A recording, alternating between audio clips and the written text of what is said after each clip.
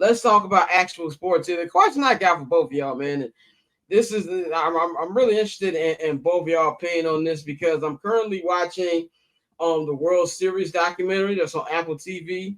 That is directed by Ron Howard, executive produced by Derek Jeter, and it's basically on last year's World Series. And I thought, oh, this might just be on each game, knows about the whole thing, going whole story. And I had a question. Looking at everything going on in sports right now, all the biggest stars, and the way the Dodgers have started, Shohei Ohtani had a walk-off this week.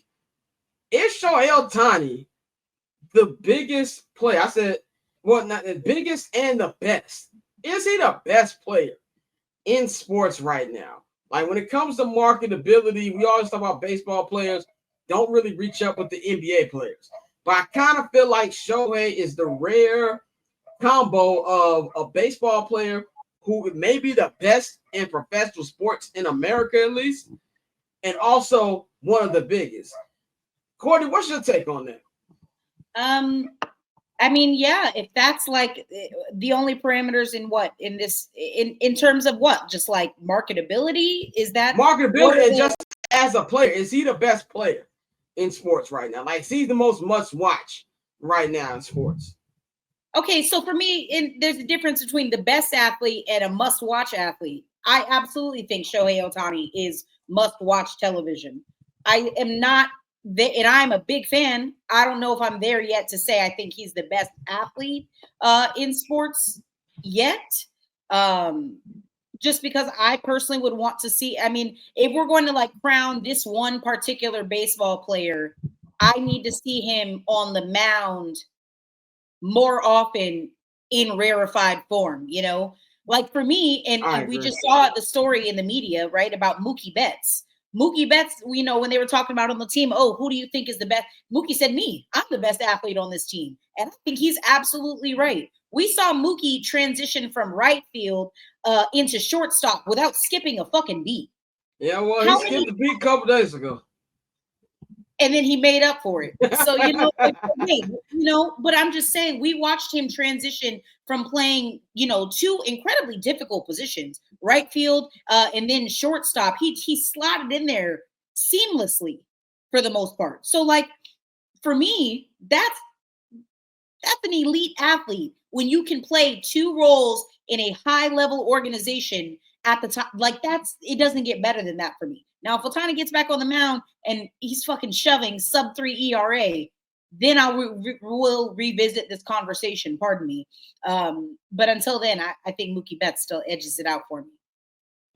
I agree from that point that he does need to get on the field more. I think that player to player, yes, I'm taking Mookie every day of the week. But for the average fan, if we look at the casuals, right? The casual's going to say, I want to see Shohei Ohtani. Oh, what's for sure. About this person? Like, the best player thing, I don't think he's the best player in sports, but I do think as far as the biggest draws, he's up there. I still don't think there's anything more fun than watching a Steph Curry hot streak. Like, that to me is the most exciting thing in sports. Go ahead, Courtney. And for me, like, again, watching Travis Hunter play football on both, that was incredible. If we're talking about best overall athletes, period, right now, I've got to put Travis Hunter in my top 5 at least, because being able to play at that incredibly high level, and doing what he was doing, that was insane. And again, I don't know if we'll see that again anytime soon. So if we're talking just best athletes, he's up there. Shohei Ohtani, absolutely top 5 as well. Yeah, unfortunately, LeBron is still in there. But we even saw last night the way Steph Curry took over at the end of the game at 37 years old. I've seen it personally. In person, I've been in person seeing him drop 50 points on the Clippers, and I've been to a ton of NBA games. That was something to see. Ben, what's your opinion on Shohei Ohtani as, you know, a must-see player, and where you're ranking just not all time, but current athletes right now? You on mute, brother. Oh shit, the other joint hit the mute button. My bad. Play the sound. No, yeah, play the sound. Play the sound. Yeah, keep talking while I play. I'm the only nigga here today. Go ahead. Oh no, man. Whoa, But nah, man. I think he's definitely top 5. I think that after watching a little bit of that documentary, that World Series documentary, like I'm not a baseball watcher like I used to. So, I know when y'all talk about dude, like how good he is. I see the highlights and everything, but I didn't really feel it until I watched that doc.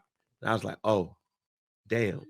Like imagine if I know he could speak English, but imagine if he like really was like speaking like fluent English and all that stuff. He'd be the biggest person in sports right now, and it wouldn't even be a conversation. But right now, like he's definitely top 5 in that. Yeah, and that's why I'm really interested in your opinion because you don't watch baseball like that, and you know who the guy is. And Courtney, I think you hit the nail on the head. When he gets back on the mound, and maybe hopefully that'll be sometime this year, and he's actually dominating like he was prior to the injury, that to me takes it to another stratosphere. If he's dominating on the mound and giving you 50 home runs, 50 stolen bases, that takes it to another level. But he's definitely in the top 5 of professional sports must watch. I don't know who would be number 1. I think Travis Hunt, like you said, is very high on that list.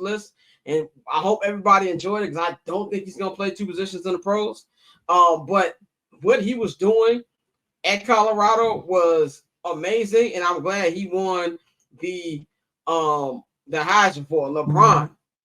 Still being dominant at his age is still a watch. But Steph Curry, obviously I'm biased. That's my favorite player. But I think a Steph Curry burner is just miraculous to watch right now. Really his whole career, but especially right now, him being that age, man. But Catch, I'm Not Gonna Hold You, hosted by Scott Lewis every Monday and Friday at 5 p.m. Eastern, 2 p.m. Pacific, only on HNB Media and the Barbershop Network.